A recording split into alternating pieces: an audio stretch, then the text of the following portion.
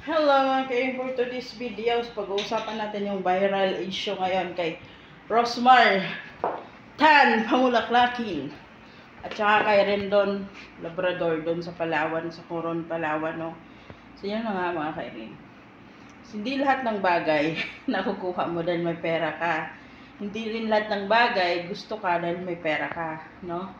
Hindi lahat ng katapang-tapangan mo or katapang-tapang mo okay lang dahil may pera ka. Yun na. 'Di ba? Yung astig-astigan ka na magsasabi ka na bilhin nyo ang isla ng Coron. Ang isla ng Palawan. Tatawa ko. Ano nangyari? Persona non grata. Hindi na tuloy kayo makabalik ng Palawan. Ay, nakakaloka. 'Di ba? Yun na nga. Kung gusto mong tumulong, tumulong ka. Hindi mo mapiplease yung mga tao na gustuhin ka. Hindi mo mapiplease yung mga tao na porque tumulong ka ay gusto ka na nila lahat. May mga tao talaga na hindi ka gusto. At may mga tao rin talaga na may masasabi. 'Di ba? Kaya nga, nasa social media tayo, dapat tanggapin natin na may talagang positive feedback. Meron din negative feedback tulad ng mga comments ng mga tao. 'Di ba? Tsaka sobra naman yung galit na inaano nyo dun sa babae. Talagang sinugod nyo doon sa munisipyo, ang yabang-yabang pa ni Rendon, sabi pa, anong pinagmamalaki mo? Oh, di ba? Ang tabang-tapang pa ni Rendon Labrador eh. Ay, natatawa ko. Kaya kahit anong yaman mo, kahit ilang milyones pa yan, wala kang karapatan. Di ba? Wala kang karapatan, wala kayong karapatan, hoy. Di ba? So kahit nag-apology na sila, kahit nag-sorry na sila, wala talaga. Yung pasya ng pamahalaan ng Palawan is hindi na sila makakaapak ulit sa kahit saang probinsya ng Palawan, no? Kasi pangit kasi talaga 'yun, 'di ba? Hindi mo nga mapi-please lahat. Wala namang nagsabi sa iyo na pumunta ka doon para tumulong. Wala namang nagsabi sa iyo na punta ka doon, tumulong ka, tapos pag may ayaw sa iyo, banatan mo. O, di ba? Wala naman. Kung gusto mo tumulong, tumulong ka. Yeah. Pero yung mga tao na ayaw sa iyo, huwag mo pilitin. Kung magkomento man sila na hindi mo gusto, ay huwag mo lang pansinin.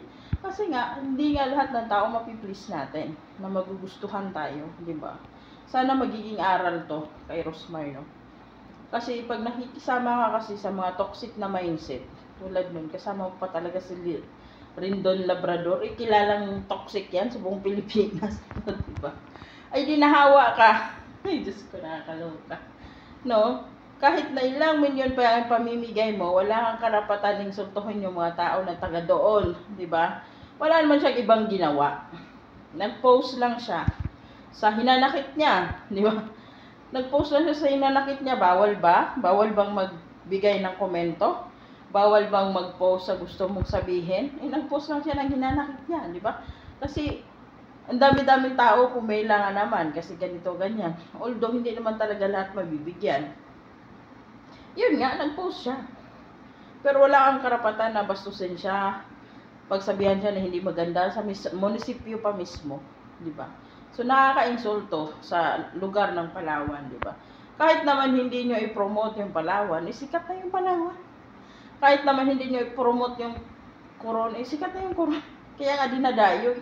Hindi na kailangan ng isang Rosmar at isang Rendon para sumikat pa yung Coron. Kasi sikat na. Di ba? Kahit ano pang sasabihin ng mga basher mo dyan, kung hindi ka naman pinagbantaan na ganito, ganyan, huwag ka na mag-react. Kasi nga, kahit tapalan mo ng ilang milyon yung mga tao, kung talagang hindi ka gusto, may masasabi pa rin yan. Diba? Hindi porket nabigay ka doon, gusto ka na ng lahat. Kaya, ano ba itong langon? Natuhoy ko. Amalas ka dyan. Ayan. Yun na yung nasasabi ko, mga kainin. No? Yun. Sana matuto tayong magpakumbaba. Matuto tayong tumanggap kung ano may sasabihin ng iba. Ay, ba't pa kayo nag-video-video?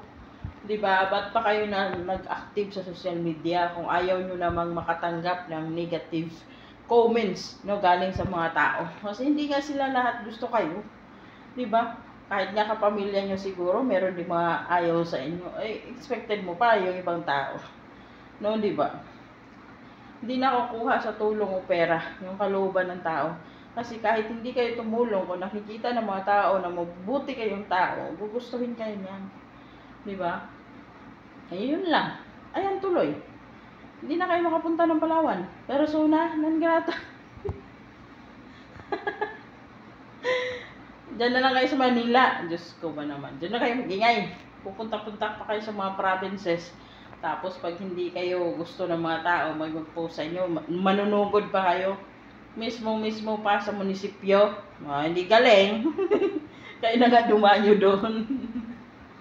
Diba? Diyos ko, sampa na rin doon. Anong pinagmamalaki mo ha?